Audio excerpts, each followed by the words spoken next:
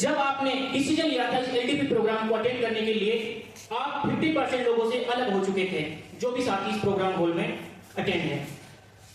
Next हम बात करते हैं, जब आप अपने घर से निकले तो आप 90% लोगों से अलग हो चुके थे घर से निकलने के बाद में, और जैसे ही आपने इस प्रोग्राम हॉल में अपना कदम रखा आप 95% लोगों से अलग हो गए। तो एक बार अपने लिए शानदार क्लैपिंग हो जाए। दोस्तों, जैसा कि जानते हैं सभी लीडर्स और कुछ साथी नए हो सकते हैं, तो अपना इंट्रोडक्शन अगेन देना चाहूंगा। मेरा नाम साहिल खान है और अलवर राजस्थान से मैं बिलोंग करता हूं। और इस कॉन्सेप्ट मानने से पहले साथियों, में भी जैसे कि हमें सिखाया जाता है कि एक जॉब की हम तैयारी करते हैं, पढ़ते हैं, लिखते हैं, नौकरी करते हैं, पढ़ो लिखो जॉब करो, यही हमें सिखाया जाता है। और मेरा भी साथियों यही सपना था, इससे बड़ी ज्यादा कोई इच्छा अपने जीवन में नहीं थी। लेकिन साथियों, मुझे इस कॉन्सेप्ट के बारे में पता चला कि जब हम नौकरी करते हुए पूरी जिंदगी में लगभग 40-50 साल 60-60 साल की उम्र तक नौकरी करते हैं, फिर भी उतना अचीव हम नहीं कर सकते जो इस इंडस्ट्री में 2 साल 3 साल 5 साल में अचीव कर सकते हैं, अचीवमेंट ले सकते हैं। इस इंडस्ट्री की मैंने गहराई को समझा और साथियों इसमें काम करना स्टार्ट किया। और आज साथियों मेरा विजन इतना क्लियर है कि इससे बेस्ट काम साथियों मुझे कुछ नजर नहीं आता। इतनी पवित्र इंडस्ट्री नजर आती है साथियों डायरेक्ट सेलिंग। तो एक बार डायरेक्ट सेलिंग के लिए शानदार क्लैपिंग होना चाहिए।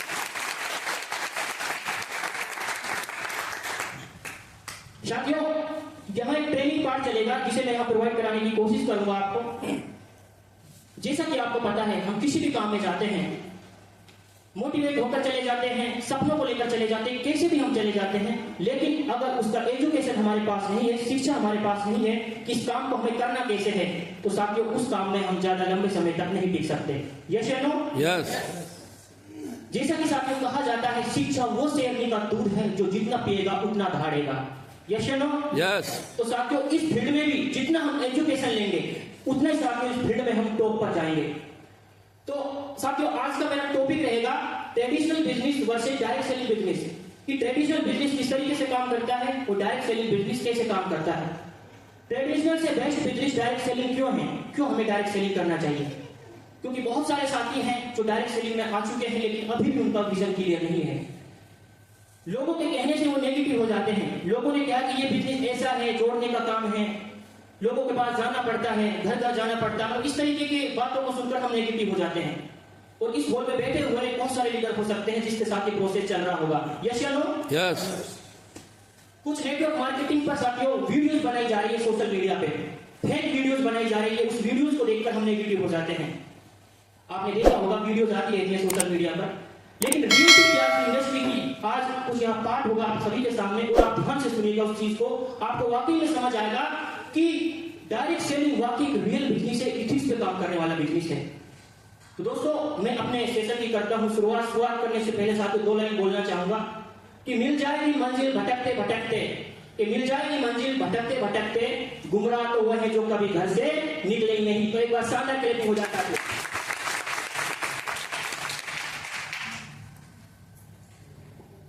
दोस्तों पहले हम समझेंगे ट्रेडिशनल मॉडल को, कि ट्रेडिशनल मॉडल कैसे काम करता है, और फिर हम ट्रेडिशनल और जो डायरेक्ट सेलिंग है उसके बीच क्या अंतर है, उस चीज को साथियों हम यहाँ समझेंगे, यानी कि difference between traditional business versus direct selling business. तो साथियों आप ध्यान से देखिएगा, मैं पीछे से कंफर्म करवाना चाहूंगा, क्या आपको बोर्ड पे कुछ लिखा हुआ नजर आ रहा है? क्या लिखा है बताइए? ए। लास्ट में भैया आप बताएं, क्लियर दिख रहा है आपको? ओके। दोस्तों ट्रेडिशनल मार्केट देखिए कैसे काम करता है। एक कस्टमर है, यानी कि ये ग्राहक है, ये कोई भी अपनी जरूरत की चीज है, घरेलू सामान है, कहां से खरीदता है? ये खरीदता साथियों रिटेलर, यानी कि इसके घर के पास कोई दुकान है, कोई शॉप है, कोई शोरूम है, वहां से ये प्रोडक्ट खरीदता है। ये रिटेलर कहां से खरीदता है? होलसेलर कहां से खरीदता है? डिस्ट्रीब्यूटर। और ये डिस्ट्रीब्यूटर कहां से प्रोडक्ट खरीदता है? मैन्युफैक्चरर। एक तरीके से हम कंपनी कह सकते हैं। इस तरीके से साथियों ये मॉडल काम करता है। और मान लीजिए कोई प्रोडक्ट है जो कस्टमर को मिलता है 100 रुपए में, कस्टमर को मिला 100 रुपए में, रिटेलर को कितने में मिला होगा? वो प्रोडक्ट साथियों रिटेलर को मिलता है लगभग 80 रुपए में, यानी कि एक प्रोडक्ट पे एक पीस पे इसका मार्जिन रहता है लगभग 20 रुपए। नेक्स्ट हम बात करते हैं साथियों होलसेलर। होलसेलर को साथियों प्रोडक्ट मिलता है 75 रुपए में, ये हम एग्जांपल के तौर पे बात कर रहे हैं। एक प्रोडक्ट पे उसका मार्जिन रहता है मात्र 5 रुपए। नेक्स्ट कड़ी में हम बढ़ते हैं साथियों डिस्ट्रीब्यूटर। डिस्ट्रीब्यूटर साथियों उस प्रोडक्ट को परचेज करता है 74 रुपए में, यानी कि मात्र इसका 1 रुपए का मार्जिन रहता है एक प्रोडक्ट पर। अब साथियों कितना डिफरेंट आया, यानी कि 74 में डिस्ट्रीब्यूटर को पड़ा तो लगभग हम मानते हैं साथियों 50 रुपए का उसका कॉस्ट था मैन्युफैक्चरिंग में उस प्रोडक्ट का। तो अभी भी कितने का डिफरेंट आ रहा है साथियों यहाँ पे 24 रुपए का डिफरेंट। ये 24 रुपए कहां जाते हैं साथियों, ये जाते हैं 24 रुपए विज्ञापन एडवर्टाइजमेंट, ये जाते हैं विज्ञापन। कि मान लीजिए ये कस्टमर है इस रिटेलर से एक सोप खरीद रहा है, कोई साबुन खरीद रहा है, मान लीजिए लक्स साबुन खरीद रहा है। ये क्यों खरीद रहा है इस रिटेलर से, इसने कहीं ना कहीं उसका विज्ञापन देखा है, एड देखा है, तो उसके माध्यम से साथियों यहाँ पे लगभग 24 रुपए का इन्वेस्टमेंट जो भी मैन्युफैक्चरर है कंपनी करती है अपने प्रोडक्ट के विज्ञापन के लिए। इस तरीके से काम करता है ट्रेडिशनल मॉडल। अब बात करते हैं साथियों हम जो कस्टमर था, यानी कि मैन्युफैक्चरर यहां से था, लेकिन जो प्रोडक्ट पहुंचा उसको तो वो ग्राहक बना है, ओनली प्रोडक्ट यूज किया उसने, यस और नो, उसको कोई खास बिजनेस करने का मौका मिला नहीं मिला। आगे हम समझेंगे कि डायरेक्ट सेलिंग में कैसे इसको मौका मिलेगा। इससे पहले साथियों हम और कुछ चीजें समझते हैं यहाँ पे, जिस चीज को मैं मुख्य रूप से आपको समझाने की कोशिश कर रहा हूं। अब मैं आपसे ये पूछना चाहूंगा, रिटेलर है, होलसेलर है और डिस्ट्रीब्यूटर है, इनमें से सबसे ज्यादा पैसा कौन कमाता है? मैं पूछना चाहूंगा एक साथी से, मुबारक सर बताएंगे। सर रिटेलर है, होलसेलर है, डिस्ट्रीब्यूटर है, सबसे ज्यादा पैसा कौन कमाता है इनमें से? रिटेलर। ओके, नेक्स्ट मैं पूछना चाहूंगा दिया जी से, दिया मैम आप बताएं सबसे ज्यादा पैसा कौन कमाएगा? Retailer, wholesaler, distributor? Wholesaler. Okay, next मैं पूछूंगा साहू सर से, साहू सर आप बताएं। होलसेलर। ओके, नेक्स्ट हम पूछे साहू मैम आप बताएं। सर एडवर्टाइज करते हैं sir. Advertisement. Okay, Sanjana ma'am distributor. Okay, आप सभी ने अपने अपने हिसाब से बताया जैसा आपको लगा, जितनी आपको नॉलेज थी, लेकिन साथियों सबको पता होता कि रियलिटी में पैसा कौन कमा रहा है, एलडीपी प्रोग्राम का आयोजन क्यों किया जाता। अगर सबको ये चीज पता होती तो एलडीपी प्रोग्राम क्यों किया जाता, अगर हम सबको ये पता होता इसी चीज के लिए एलडीपी किया गया है। साथियों सबसे ज्यादा पैसा कौन कमाता है आप खुद देखिएगा, हम खुद एग्जांपल के साथ समझेंगे, आप खुद देखिएगा, अभी मैं नहीं बता रहा, आप अपना अपना जो भी राय है अपने दिमाग में रखिए। नेक्स्ट हम बात करते हैं साथियों दुकानदार है, रिटेलर है, इसके पास मान लीजिए पर डे कस्टमर आते हैं 50 इसके पास ग्राहक आते हैं, और एक ग्राहक से कितना कमाता है ये 20 रुपए, यानी कि 50 प्रोडक्ट इसके सेल हुए, एक प्रोडक्ट पे 20 रुपए का इसका मार्जिन रहता है। तो इसका साथियों पर डे का इनकम कितना हो गया 1000, और मंथली हम बात करें तो लगभग कितना हो गया 30,000। ये एक रिटेलर का रहता है साथियों। अब नेक्स्ट हम बात करते हैं, यह है होलसेलर। इस होलसेलर के पास में यहां 50 कितने थे कस्टमर थे, लेकिन 50 से कम आएंगे, लेकिन कौन आएंगे रिटेलर। इसके पास आते हैं रिटेलर, कितने आते हैं मात्र 25 रिटेलर इसके पास में आते हैं। और एक जो रिटेलर है कितने प्रोडक्ट परचेज कर रहा था 50, तो 25 रिटेलर कितने प्रोडक्ट परचेज करेंगे 1250, यानी कि 1250 प्रोडक्ट इसके एक दिन में सेल हो रहे हैं होलसेलर के। इसका मार्जिन कितना है एक प्रोडक्ट पे 5 रुपए, तो कितना इसका प्रॉफिट हो जाएगा 125 पंजे 625, यानी कि 6250 रुपए वन डे का इनकम मंथली हो जाएगा साथियों। इसका 15 इतना बात करते हैं 18 1,87,500 का इनकम होता है इसका मंथली होलसेलर का।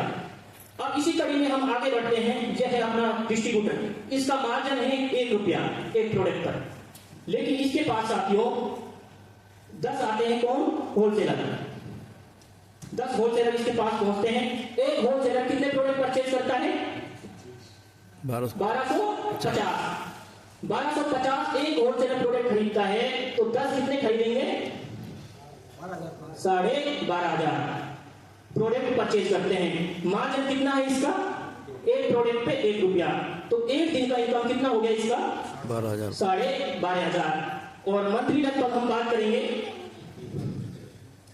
3,75,000। यह डिस्ट्रीब्यूटर का इनकम हुआ एक मंथ का। एग्जाम्पल लिया हमने, तो सबसे ज्यादा पैसा किसने कमाया? डिस्ट्रीब्यूटर, रिटेलर, होलसेलर, एडवर्टाइजमेंट वाले। अब आप देख सकते हैं कि सबसे मार्जिन किसका कम था?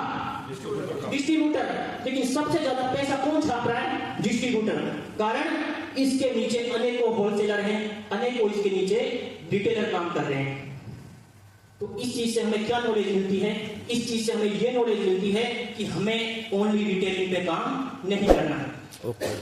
यस या नो? यस। बहुत सारे साथी हैं ओनली रिटेलिंग पे काम कर रहे हैं, पर डे का 300, 400, 500, 1000 तक रिटेल कर रहे हैं। लेकिन आपको ये ध्यान में रखना होगा, हम डायरेक्ट सेलिंग में आए हैं नेटवर्क बनाने के लिए। हमारे गांव में बहुत सारे रिटेलर चाहिए भाई, हमें बहुत सारे होलसेलर चाहिए, तब जाके एक बड़ी इनकम पे हम पहुंच पाएंगे। वरना आज भी रिटेलिंग कर रहे हैं, 2 साल बाद भी रिटेलिंग करेंगे और 10 साल बाद भी हम रिटेलिंग पे ही मिलेंगे, इससे ज्यादा नहीं मिलेंगे। इस चीज को हमें नोट करना है। तो इसीलिए तो कहती है डायरेक्ट सेलिंग कंपनियां कि हम अपने कस्टमर को ग्राहक नहीं, हम बनाते हैं डिस्ट्रीब्यूटर। डायरेक्ट सेलिंग कंपनियां, और अगर कंपनी डिस्ट्रीब्यूटर बना रही है तो डिस्ट्रीब्यूटर की तरह हमें काम करना होगा। यस या नो? यस। तो लगा कुछ ट्विस्ट लगा कि हमें कैसे काम करना है? हमें एक डिस्ट्रीब्यूटर बन के काम करना है। तो ये फंडा है साथियों ट्रेडिशनल मार्केट और डायरेक्ट सेलिंग का। सबसे अच्छी बात इसमें यह है, ट्रेडिशनल मार्केट में कस्टमर को कोई अपॉर्चुनिटी नहीं मिलती है, जबकि डायरेक्ट सेलिंग में जो कस्टमर है डायरेक्ट इसका जो है बिजनेस पार्टनर बनता है मैन्युफैक्चरिंग का, यानी कि कंपनी का। कंपनी कहती है कि आप अपनी जरूरत का सामान खरीदो, आप पैसा इन्वेस्ट मत करो और आप हमारे बिजनेस पार्टनर बन जाओगे। अब साथियों ये हमने इसलिए समझा था क्योंकि यहाँ हमें ये चीज समझनी थी कि डायरेक्ट सेलिंग है या ट्रेडिशनल मार्केट है, उसमें सबसे ज्यादा पैसा कौन कमाता है? डिस्ट्रीब्यूटर। अब बात करते हैं साथियों हम ट्रेडिशनल और डायरेक्ट सेलिंग को लेकर।